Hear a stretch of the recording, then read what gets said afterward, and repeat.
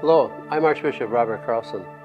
Let me take this opportunity to thank you for placing an importance on Catholic education for your children. A key component of Catholic education is the safety of our students and of our schools. The teachers and students regularly practice drills to prepare for an emergency. This DVD and the supplemental material are to help in providing additional information when there is a fire, earthquake, or tornado while your child is at school or at home. Please remember me in your prayers. You know that I am praying for you and for your children. Thank you. My name is Sandra Barker. I'm the Chief Program Officer at St. Louis Counseling, formerly Catholic Family Services. The video you're about to see is for the purpose of educating your children about safety in the event of a natural disaster or fire.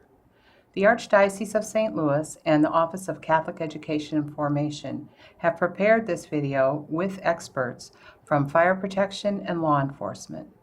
In addition, the emotional well-being of your children has been carefully considered in the making of this video so that the information shared is developmentally appropriate. The goal of this video is to keep all of our children safe through education and awareness. You are always welcome to contact me at St. Louis Counseling if you have any questions or concerns about the emotional well-being of your children.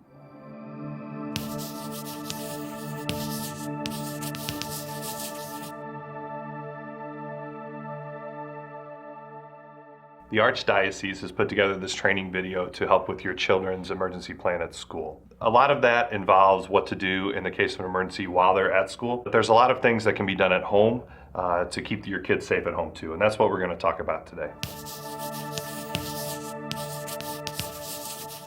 One of the things we discuss with your kids is memorizing 2 phone numbers. It's vitally important to have those numbers memorized in the case of an emergency where they may not have a cell phone that has those numbers programmed. A lot of teenagers and even adults don't have 2 phone numbers memorized because they rely on their phone so often. Having those numbers in your head just makes it easier if that phone wasn't to work. A lot of parents think their kids are maybe too young to do that, but I always say if they can memorize the ABCs or if they can sing along to a song on the radio, they're old enough to memorize those 2 10-digit phone numbers, and it's really important to have those memorized.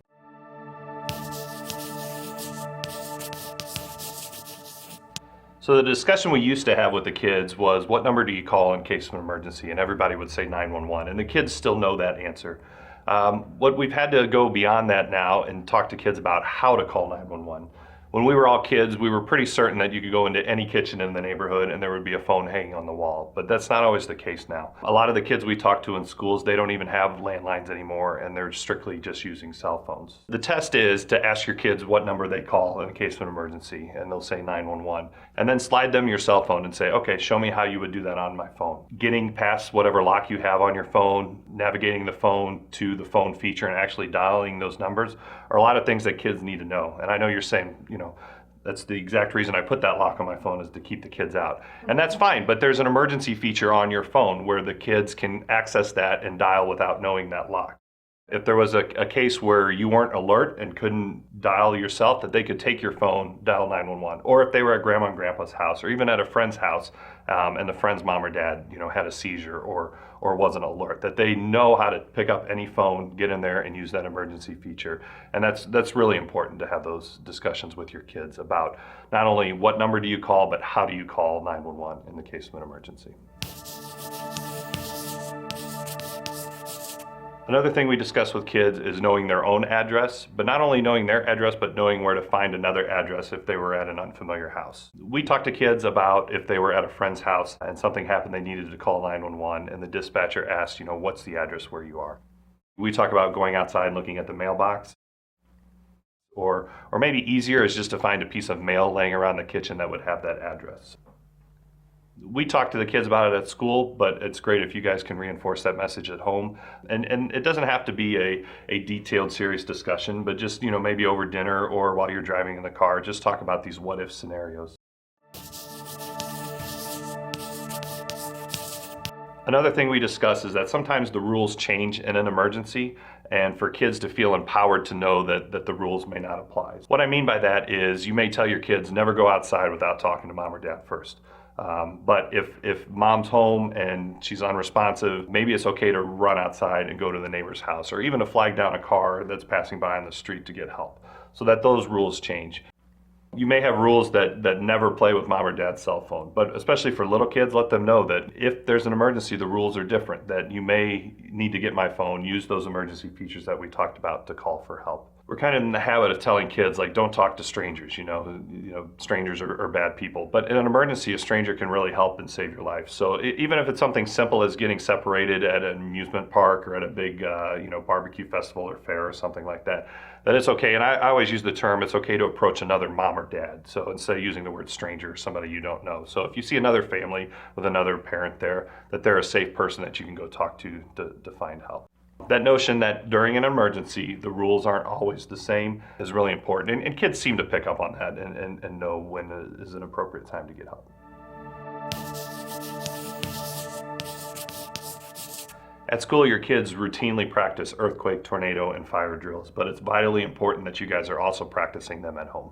Your kids practice fire drills at school every month. Let me ask you guys, how long do you think it takes for a school of 400 students and staff to evacuate? How many minutes do you think that would take? Like 15 minutes? Yeah, so a lot. Those are the answers that the kids give to 10, 15 minutes. In actuality, it takes a school that large, they can evacuate the entire building and account for everyone that's out of the building in less than 4 minutes. How long do you think it would take your average family of 4 to get out of the house in the middle of the night? Our kids. Yeah, right, exactly. 10 minutes, 15 minutes. True, and that is the case. A family of 4, it'll take them 10 or 15 minutes to figure out what's going on, get everybody together, and get out of the house. So we talk to the kids. Why do you think you can get 400 people out of a school significantly faster than 4 people out of a house? And the reason is because at school, you have a plan that you've talked about and you practice it regularly. So it's important to have an emergency plan for your family at home. And at school, that plan is very formalized, it's written down, and it's mounted on the wall in each classroom. But that doesn't necessarily need to be the case for your family. It's just something that you need to discuss with everybody in the house, with your kids, so that everybody is on the same page if a disaster will occur. And that's only the first part of having an emergency plan, is that discussion process. The second part is going to be practicing that plan at home. At school, if you ask your kids, what does a fire drill look like? They'll tell you exactly what happens at school. They get up, they line up quietly, they go outside, they get to their meeting place, the teacher counts for everybody, and they sit there quietly. It's the same thing at home. So a fire drill at home might look like you put the kids in bed, close their door, and then mom or dad can hit the smoke detector button or just make the beeping noise. And then watch your kids, watch them roll out of bed, crawl to their door, feel their door for heat. They know to crawl out, and they know the primary exit to get outside to go to the meeting place. But then you can also change that and say, what if you're trying to go down the stairs and the stairs are blocked by fire or smoke or a tree that's fallen through the house? Then what would you do? And see what they do, and then talk to them about going to a second exit, whether it's a window where you would yell out for help if you're on the second floor, or maybe it's a window that they're old enough and comfortable to open that window and push out the screen and get out of the house. And go to your meeting place, whether that be in the front yard or whatever location you've determined with your family.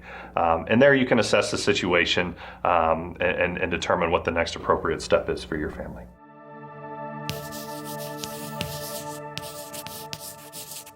It's important that you, as parents, understand the difference between a tornado watch and a tornado warning.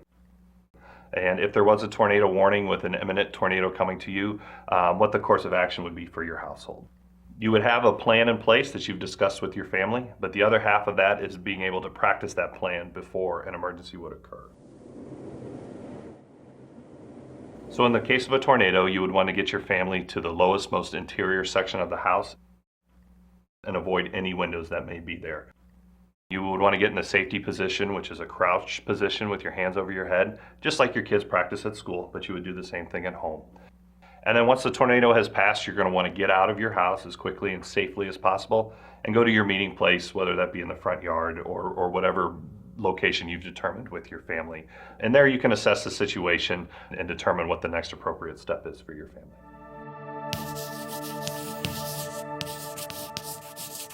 Your kids have earthquake drills at school, and they know what to do if an earthquake would happen at school. But it's equally important for the kids to have a plan at home and to know what to do if an earthquake would happen at home. So an earthquake drill at home would look a lot like it does for your kids at school. And in the event of an earthquake, we want to drop, cover, and hold on. and we want to get under something sturdy, and that's to prevent ourselves from getting hurt by any falling debris.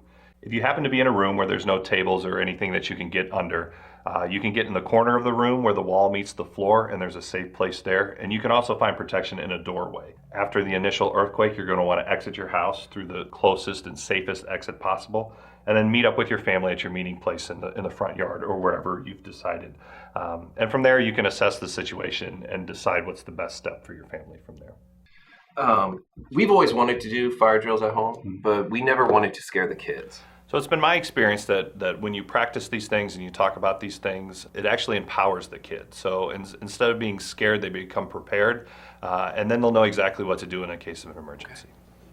My son is old enough to be watching his younger brother at home alone. How do I prepare them for that if there's an emergency while they're home alone? I would just incorporate that into your emergency plan, and that's something you can talk about ahead of time, that what if mom and dad weren't home and the kids were home by themselves? What kind of things would they be thinking about doing in an emergency? Some things you can think about is, after an emergency, where they would go to get help, maybe at a neighbor's house or if you have a relative nearby. And also, if a tornado or earthquake happens, you might not be able to rely on cell phone service.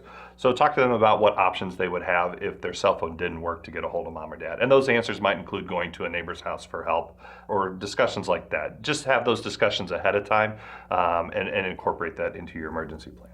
If there were an actual emergency at my kid's school, what would I do? So it's important to keep in mind that your school has an emergency plan that they've put together with the teachers, the administrators, and even first responders from the area. And so trust in that plan that it's been developed. It's also important to review that plan or know that plan for yourself so that if an emergency happens, you know what the school is going to be doing to take care of your kids. And that's really the main goal of an emergency plan, is to keep your child safe while they're at school. Following an event like an earthquake, tornado, or fire, children will often experience an emotional reaction. This is normal. Some of the behaviors you might notice include fears or anxieties related to the disaster, change in appetite, difficulty in sleeping or nightmares, physical complaints like headaches or stomach aches, moodiness and irritability, having difficulty separating, avoiding activities that they once enjoyed. If some of these responses last longer than 2 weeks, interfere with daily functioning, seem excessive, or are behaviors that you've never seen before, you may want to consult a mental health professional. The goal of the Archdiocese is to keep your children safe at school, but it's your job to keep them safe at home. So it's vitally important that you guys develop an emergency plan for your family at home, that you discuss that plan so that everybody understands it, and that you practice that plan. So when an emergency happens, your family will be in good shape to be able to get everybody out of the house safely and provide for your family.